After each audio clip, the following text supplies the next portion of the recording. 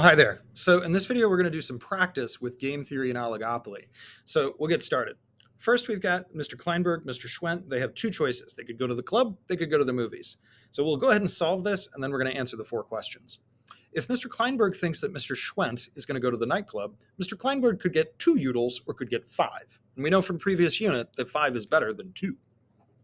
Now, if Mr. Kleinberg thinks Mr. Schwent's going to the movies, well, Mr. Kleinberg could go to the club and get 4 or get 3 if they go to the movies. So he prefers 4. So Mr. Kleinberg, he's not always going to the movies. He's not always going to the nightclub. He doesn't have a dominant strategy. None. Let's see what Mr. Schwent would do. Now, Mr. Schwent doesn't know whether Mr. Kleinberg's going to the nightclub or the movies. But let's say Mr. Kleinberg goes to the club. Then Mr. Schwent could get 4 by going to the club or 6 by going to the movies. So he prefers 6. Again, with the top player, we're switching between the 2 columns. With the left player, we're going up and down. Now, if Mr. Kleinberg goes to the movies, Mr. Schwent can get 8 or can get 1, and 8 is better than 1. So here we have 2 Nash equilibria, 2 Nash. It's possible in 2-player, 2-strategy games to have no Nash, in which case the game is unstable. You could have 1, like we've seen in previous videos. You could have 2, like this, or you could have 4. You can't have 3. Now, if Mr. Kleinberg goes to the club, what should Mr. Schwent do? Well, based on this, we know he should go to the movies. Right? We just read the table. If Mr. Schwent goes to the club, how many utils will Mr. Kleinberg receive? And so this is a tricky question, but really it's not when you think about if Mr. Schwent goes to the club, well, where will Kleinberg go? He's going to go to the movies because he gets 5 utils, and that's how many utils he gets. Last, what will they do? In this case, we actually don't know exactly what they're going to do, but we know that there's a 50-50 chance that they end up in this box or in this box.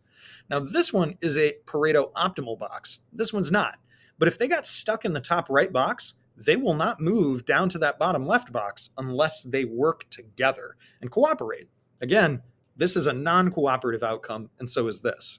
So we can describe the 2 possible outcomes by saying Kleinberg to the movies and Schwent to the club, or Kleinberg to the club and Schwent to the movies. So here we have to actually lay out what are the strategies that they're choosing for each of these 2 options. Now let's take a look at the very last problem for Jimmy John's. Does each shop have a dominant strategy? Do they cooperate? Blah, blah, blah, blah, blah. Let's solve it first, and then we can answer them. First, Jimmy John's. If Potbelly goes high, Jimmy John's should go low. 120, bigger than 105. If Potbelly goes low, well, Jimmy John's should also go low because 75 is better than 40. If Potbelly knows that Jimmy John's is going low, then Potbelly's going to compare 80 and 70 and say, well, I definitely should go high. 80 is better than 70. But maybe Jimmy John's doesn't play rationally. Potbelly, well, if they think Jimmy John's is going high, they could go high and get 110 or low and get 130. They would go low. So does each shop have a dominant strategy? Let's see, A1, A2. Jimmy John's, do they always do something? Yes, they always go low. What about Potbelly? Well, no, they don't. They don't have a dominant strategy. Then, if the 2 shops don't cooperate, what will be the profit? Where will they end up? They're going to end up in the Nash, and so B1, Jimmy John's, that corresponds to 120. B2 corresponds to Potbelly, $80. Now, part C says, redraw the subsidy or redraw the matrix showing a subsidy for any shop that chooses to set a low price. So we'll go ahead and start by redrawing it. So high, low, Jimmy John's, and Potbelly. And the 2 high price ones, well, they're not going to get anything. 110.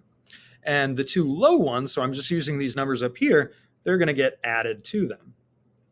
Now, this one, the first number, the high one, that one's not getting anything added, 40. But the second one is 150. So I'm adding 20 to this one because this 130 comes from Potbelly pricing low. Now, this one, the 120, is going to have 20 added to it, but not the second one. The 80 is going to stay the same because, again, that comes from them pricing high. And now I resolve this matrix.